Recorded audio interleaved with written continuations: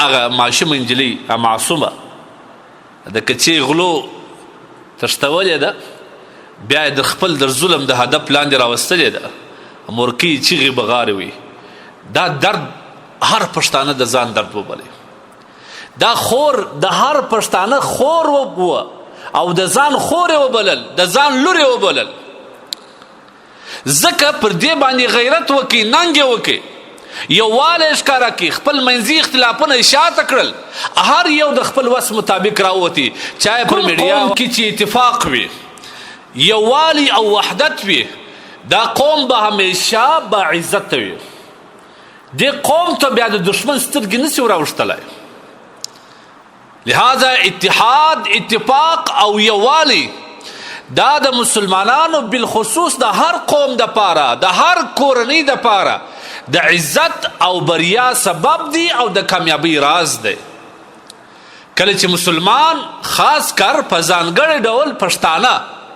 په خپل منځ کې یووالی وښوي، وحدت ښکاره کړي، یو تر بله همدردي سره ولري، بیا به د دشمن زړه په لړزان وي. بیا به هیڅ دشمن ولو که هغه هر څومره قوي دشمن وي، بیا به دی نسي کمزوري کولی. خو بدبختانه کله کله موږ په معمولي شي سره ودرېږو. ځکه مسلمان او بالخصوص پښتون قوم دا په تاریخ کې تاسو وګورئ، دا د عزت او د غیرت قوم دی، دا د میړانې د قربانۍ قوم دی. خو کله کله بدبختانه پر معمولي شی په خپل منځ کې سره وموښلي، بیا وینه هم تویوي، بیا اختلاف، کین، بغض، په مابینځ کې عداوت و دشمني، دا یو پر بله زیاتیږي او ګټې چا ته رسېږي؟ دشمن ته رسېږي. په خوشحاله کېږي څوک؟ دشمن په خوشحاله کېږي، مفاد یې دشمن ته رسېږي. ځکه د دشمن بیا پر موږ باندې هر قسم قوت بیا غلبه کوي، ولو که هغه یو کمزوري بزدله دشمن وي. لیکن کله چې موږ اتفاق او اتحاد وکړو، بیا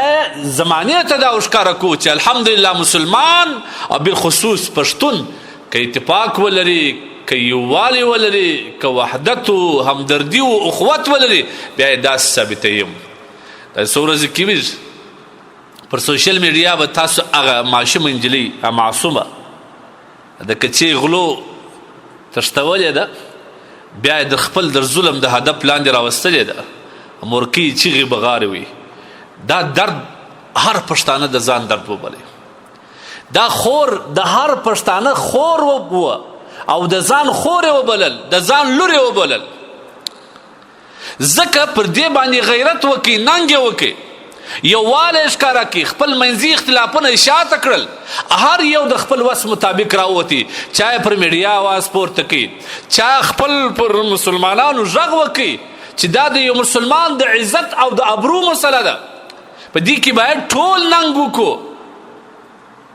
ټول په دې کې راوغورځېدل. تاسو وګورئ په څو ساعتو کې دننه هغه د ظالم دښمن د پنجو څخه ووته که نه ووته؟ دا څه شی دی؟ دا موږ ته یو درس راکوي چې کله مسلمان یا بالخصوص یو قوم دا سره یو سي، یو موټی سي، هدف یې یو وي، دشمن یې یو وي، او یو د بل درد د خپل ځان درد وبولي، د بل خوږ د ځان خوږ وبولي، او بیا په دې کې په حل کولو کې سره په اتفاق او اتحاد ودرېږي، بیا یې داسې حل لار الله ورته اسانه کوي. ځکه حدیث ید الله فوق الجماعه یا علی الجماعه، دا الله تبارک وتعالی نصرت دا د جماعت سره دی. لہذا په دې خاطر ورونو همیشه د داسې اتفاق په هیله یم. پرېږدي د خپل منځي ناخوالې پرېږدي، په معمولي شي مه سره درېږي، د خدای خاطر وکړي. یوه خبره د مسلمان د تذلیل ذریعه مه ګرځو، د قتل ذریعه مه ګرځو.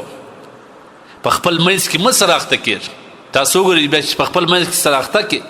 چې کوم وینې تویېږي، د دې وینې د تویېدو چې کوم انجام دی، بد عواقب دي، دا چا ته رسېږي؟ په دې کې ماشوم یتیم کېږي، که ښځه کونډېږي، که مور بوره کېږي، که ورور بې وروره کېږي. دا چا ته د معاشرې ته کومې معاشرې ته تاوان ورسېدی؟ ما او تا ته تاوان ورسېدی. موږ تاسو باید هدف یو کو، دشمن یو کو، اول خو د اسلام در چتر لاندې در کلمې در چتر لاندې بیا په خپل منځ کې اخوت ورورولي سره پیدا کو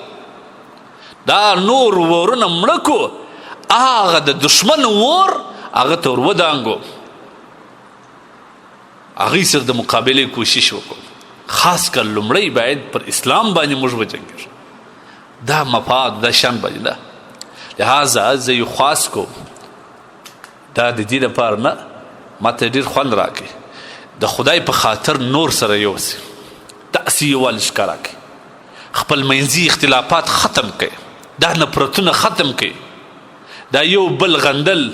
یو بل باندې توپکان پورته کول یو بل ته لارې نیول د یو بل عزت لوټول دا ختم کړي سره ورونه سي حدیث کې هم دا وایي د الله رسول فرمایي المؤمنون للمؤمن کالبنیان یو مؤمن د مسلمان د یو بل مؤمن مسلمان د پاره دا د یو ودانۍ حیثیت لري په ودانۍ کې دا خرڅه چې دا سره وپیوي بیا ودانۍ ځین جوړېږي نو که موږ دا سره اتفاق وکړو اتحاد وکړو د یو درد د ځان درد وبولو د یو عزت د ځان عزت وبولو د یو عفت د ځان عفت وبولو بیا به همیشه موږ کامیاب یو بیا به حقیقي مؤمنان هم یو د الله رسول فرمای د مؤمنانو مثال په مینه او محبت کې په مینه محبت او خواخوږي کې لکه یو کس یو انسان دا رقم کله چې د انسان په بدن کې لاس خور سي دا ټول بدن ورسره ناقراره نه ګده غمجن نه خوله د اوف اوف نارې وي د سترګې نه اوښکې بهیږي لاس پر هغه ځای باندې کړېږي پښه ورسره غورځي دماغ نه ارامه خوب نه درکوي دا څه شی دی دا ټول جسد سره غمګینه دی موږ ټول مؤمنان په مینه او محبت کې په خواخوږي کې په همدردي کې لکه ټول یو کس دا رقم یو